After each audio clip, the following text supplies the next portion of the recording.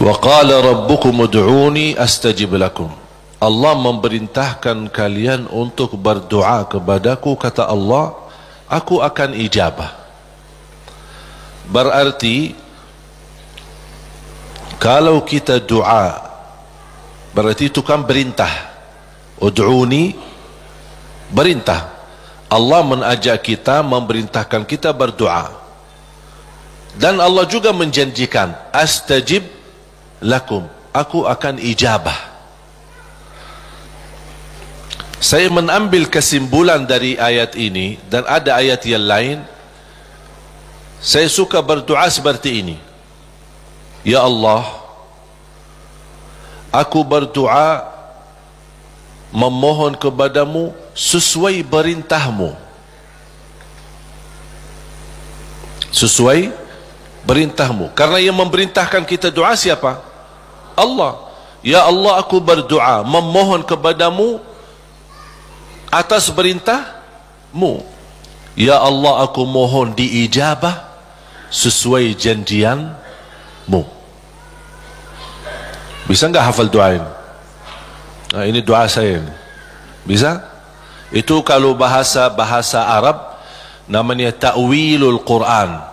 Namanya ta'wil Al-Quran. Mengambil ayat, memahami ayat tersebut dan bisa mengeluarkan doa dari makna daripada ayat itu. Allah memerintahkan kita berdoa dan Allah janji akan terima. Ya Allah, aku berdoa sesuai perintahmu. Karena Allah memerintahkan saya berdoa, aku berdoa. Tapi aku mohon diijabah sesuai janjianmu. Karena sungguh innallaha la yukhliful mi'ad. Allah tidak mengingkari janji. Sebenarnya mengucapkan doa atau melafazkan doa itu kembali kepada kemampuan kita masing-masing. Tidak harus sesuai kata yang saya sampaikan, tapi yang saya harap Bapak Ibu fahami apa yang saya makna, apa yang saya maksud, dan ucapkan. Bisa Anda membuat ucapan sendiri yang bisa menjadi tanda hubungan Anda sama Allah Subhanahu wa taala. Karena doa adalah hubungan hamba sama Allah. Ada satu ayat di suratul Baqarah 186.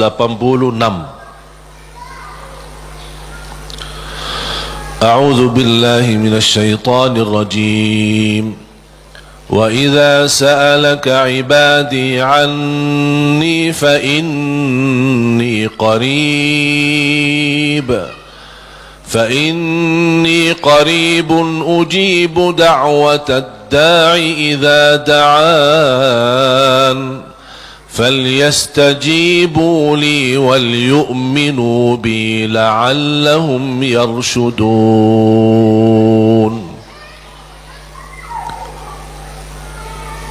Ada sekelompok orang datang kepada Rasul. Ini sebab nuzul ayat ini. Arabbuna qaribun fanunajih am ba'idun fanunadih. Mereka bertanya sama Rasulullah SAW, ya Rasulullah, apakah Allah dekat? Cukup kami bermunajat fanunajih, atau Allah jauh perlu munadat. Munadat dalam bahasa Arab panggilan bagi orang yang jauh. Munadat. Kalau munajat orang yang dekat. Makanya dalam bahasa Indonesia disebut apa? Kita bermunajat kepada Allah. Makanya ada sahabat bertanya, ya Rasulullah, apakah Allah dekat? Cukup kami munajat, artinya tidak perlu kerasi suara, tidak perlu teriak-teriak, karena Allah sudah dekat. Munajat namanya. kalau bahasa Arab. Makanya ketika saya mendapatkan kata munajat dalam bahasa Indonesia, ini sebenarnya dari bahasa Arab. Munajat bahasa Indonesia sama munajat dalam bahasa Arab. Tapi punya makna. Kalau yang selama ini Bapak Ibu yang fahami barangkali daripada munajat, doa kan? Ada arti yang lain selain doa? Tapi kalau dalam bahasa Arab munajat, doa kepada Allah yang sangat dekat. Itulah artinya. Munajat, berdoa kepada Allah yang sangat dekat. Makanya disebut kata munajat. Beda sama munadat. Terakhir T. Munadat. Munadat itu adalah panggilan bagi orang yang jauh. Misal kalau ada orang jauh, bilang apa? Fulan, saya di sini. Kan dia jauh, biar dia perhatikan kita. Itu kalau dalam bahasa Arab nada. Nada panggil orang yang jauh supaya dia bisa mendengar kita. Sahabat bertanya, Rasul, apakah Allah dekat? Cukup kami munajat atau Allah jauh? Perlu kami munadat. D dan terakhir T. Munadat. Rasulullah SAW diam, tidak menjawab. Turunnya wahyu membawakan ayat ini, Suratul Baqarah ayat 186.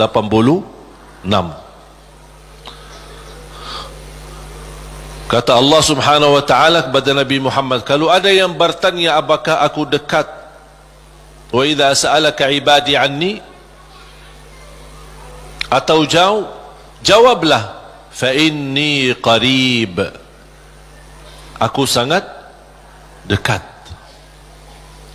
Fa inni qarib ujibu da'watad da'i idza da'an.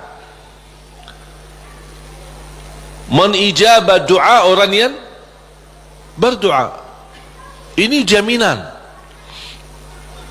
Ujibu da'watad da'i idza da'an. Jadi jangan ada bahasa yang berkata doa aku tidak dijabah. Itu salah. Karena Allah berfirman, bahkan ada ikatan, yang berdoa kepada aku ijabah. Artinya apa? Yang tidak berdoa kepada aku, buat apa aku ijabah? Betul enggak? Berarti Allah sudah kaitkan yang berdoa di, yang tidak berdoa tinggal anda milih. Tapi tidak boleh ada bahasa aku berdoa tapi kainnya diijabah. Oh, berarti salah kita. Tidak sesuai kalamullah, tidak sesuai ayat Al-Quran, bahkan tidak sesuai janji Allah, sebagaimana kita baca tadi di surat Ghafir, surah 40 ayat 60. Jadi jamaah sekalian, ketika berdoa, yakini doa itu bukan terpilih untuk seorang tertentu. Boleh minta doa sama orang salih, guru kita, ulama, kiai, habaib, boleh.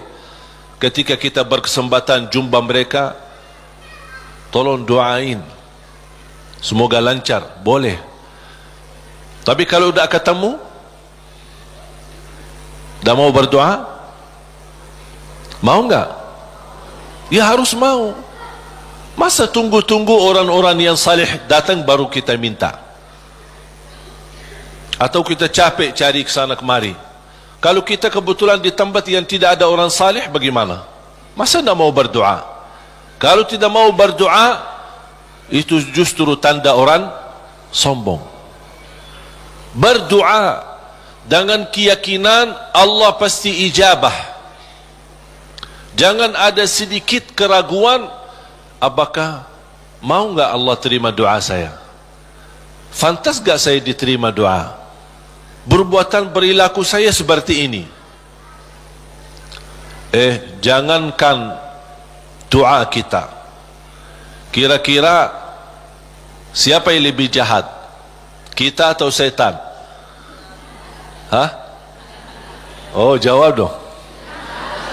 Oh, kalau ada yang jawab aku lebih buruk dari setan, na'udzubillah, ini kenal diri banget ini. Tak ada yang lebih buruk dan jahat daripada syaitan. Syaitan pernah berdoa, Allah ijabah doa ni.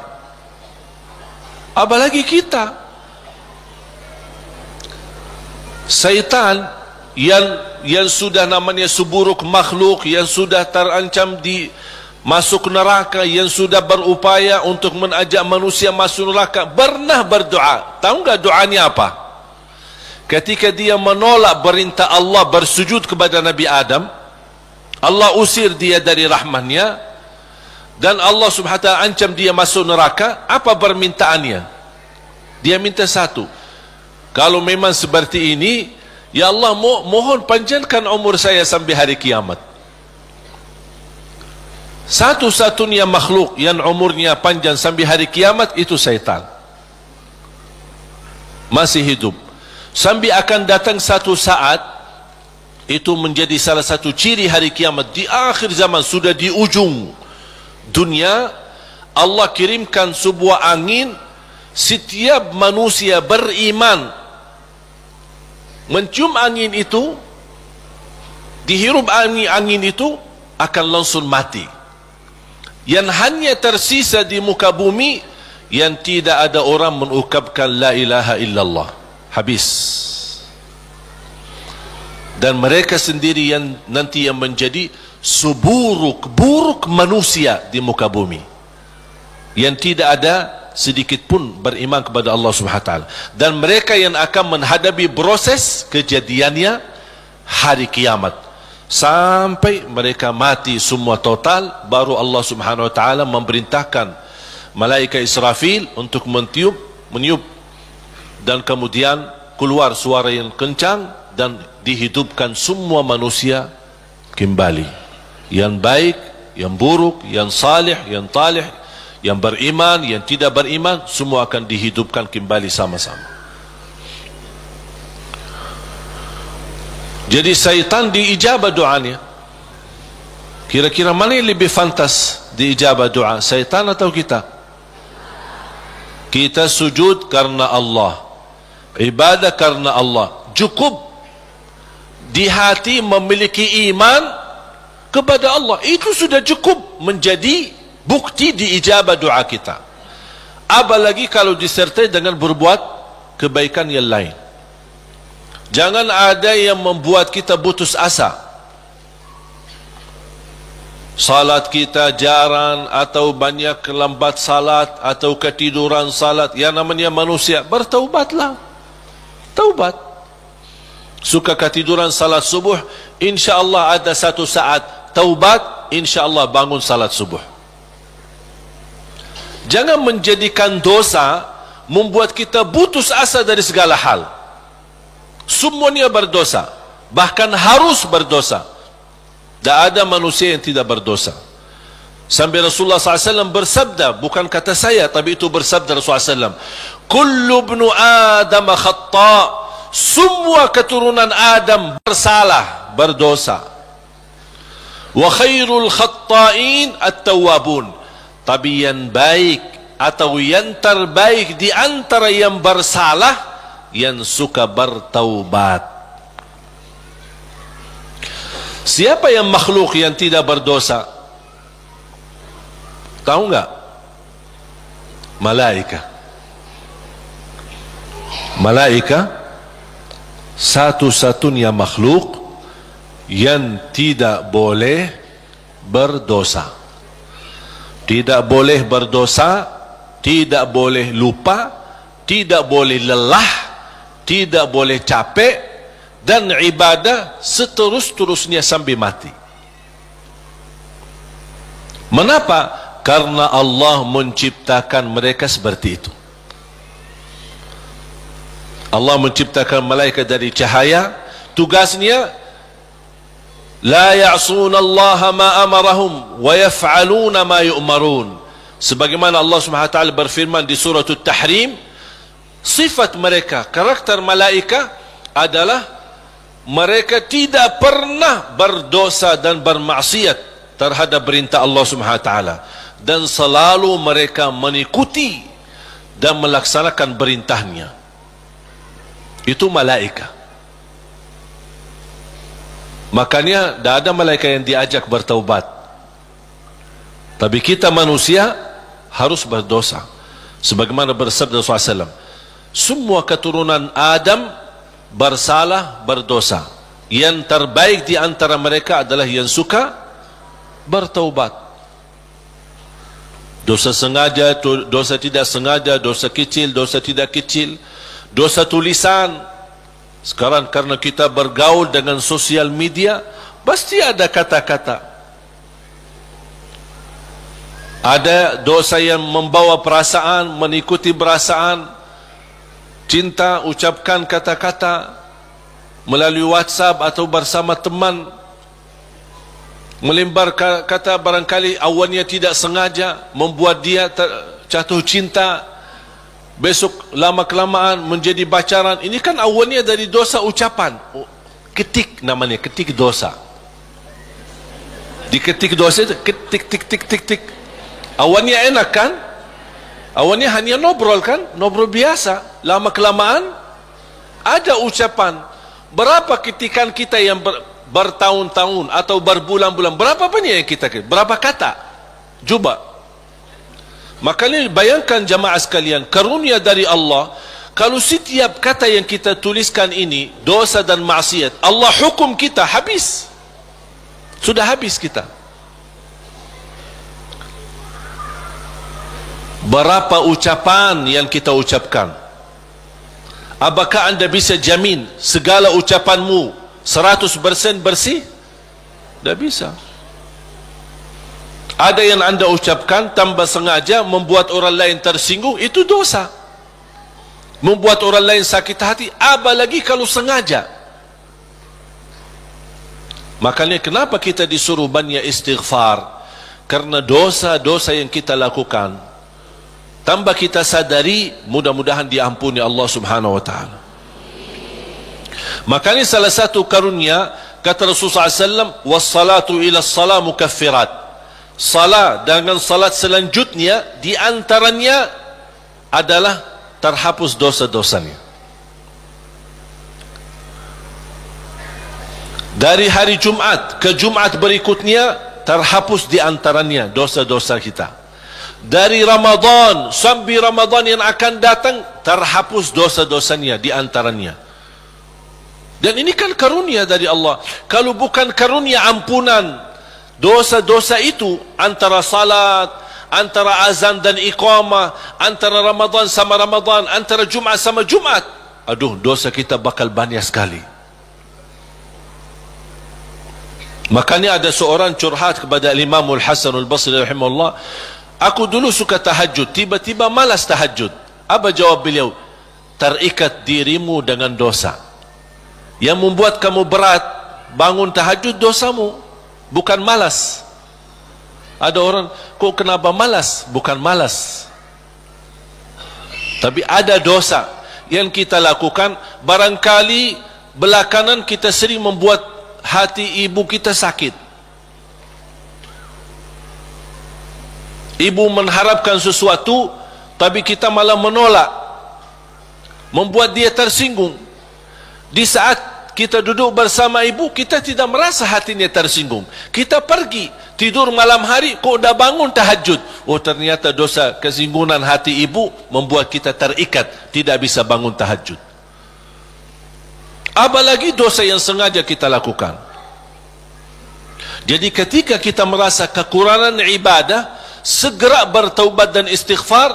Karena kekurangan ibadah bukan karena malasmu, bukan karena merasa diri sudah bosan beribadah, tidak. Pasti ada dosa. Harus bertanya diri, Dosa apa yang saya lakukan sampai saya begitu malas ibadah? Dosa apa yang saya lakukan sampai sudah berubah sifat saya? Dulu saya suka salat di masjid, kok kenapa sekarang tidak suka ke masjid? Ada apa?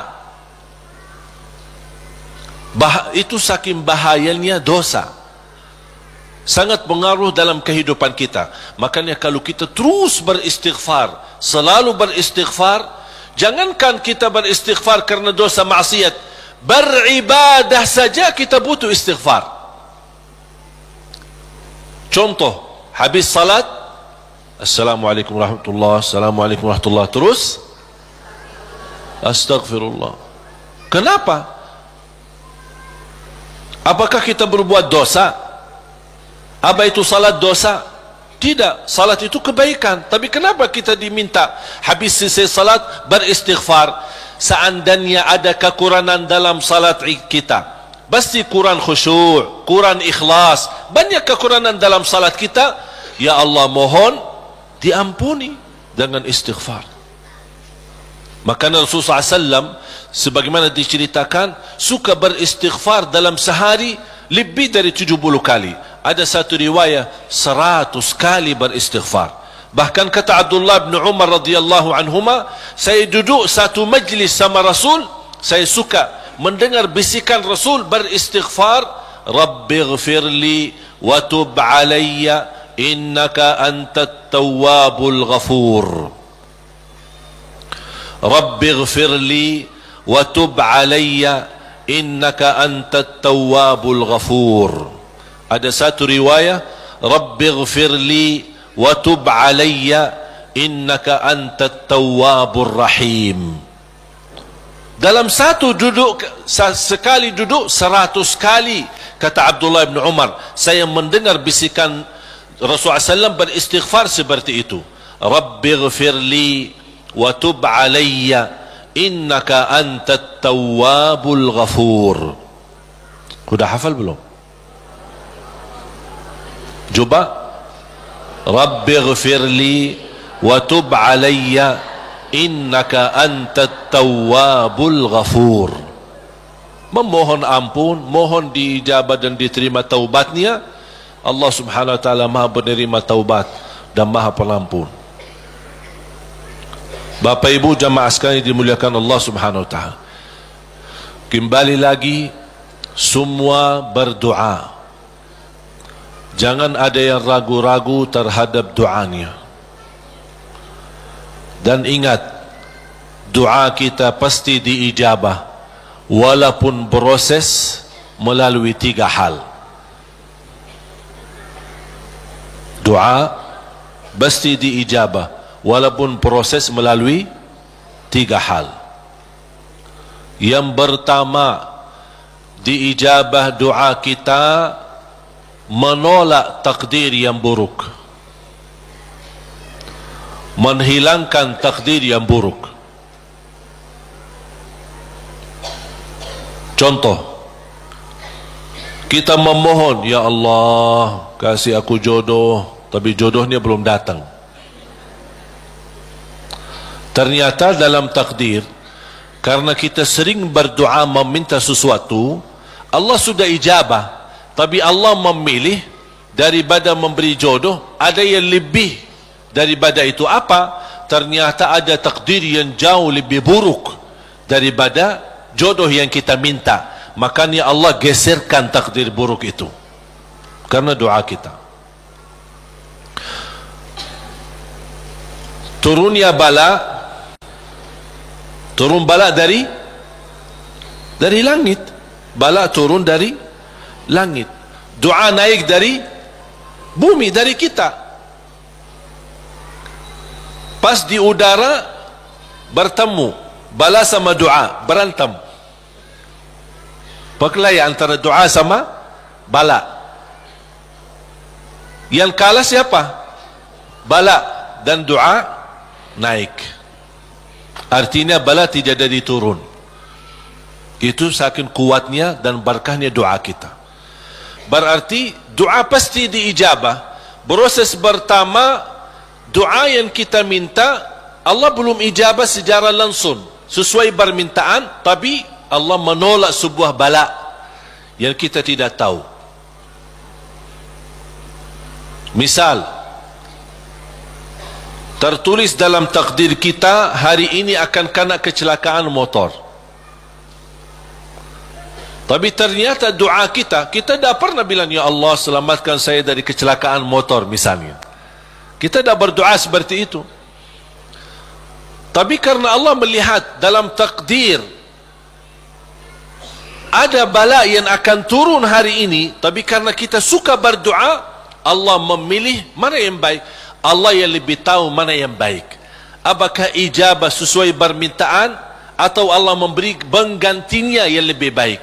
Ternyata penggantinya yang lebih baik, Allah memilih tolak bala. Allah bisa saja kasih jodohnya tapi kena kecelakaan motor. Nanti merasa nyesal. Aduh, baru sudah nikah atau ketemu jodohnya malah dirawat di rumah sakit. Kesal enggak? Merasa aduh gimana gitu. Makanya percaya jamaah sekalian, pilihan Allah itulah yang terbaik. Ada orang minta sama saya, boleh enggak saya berdoa? Saya suka sama seorang misal. Saya jatuh cinta sama dia. Boleh enggak saya berdoa, ya Allah aku minta dia, si fulanah itu, si ini. Boleh enggak saya berdoa seperti itu? Saya jawab apa? Kira-kira jawab apa? Boleh saja. Tapi saya usulkan, serahkan aja kepada Allah. Dan apa? Ya Allah, kalau memang dia baik bagi saya, mudahkan. Kalau tidak baik, ganti yang lebih baik. Tapi gimana aku jatuh cinta sama dia? Nah, itu beda urusan.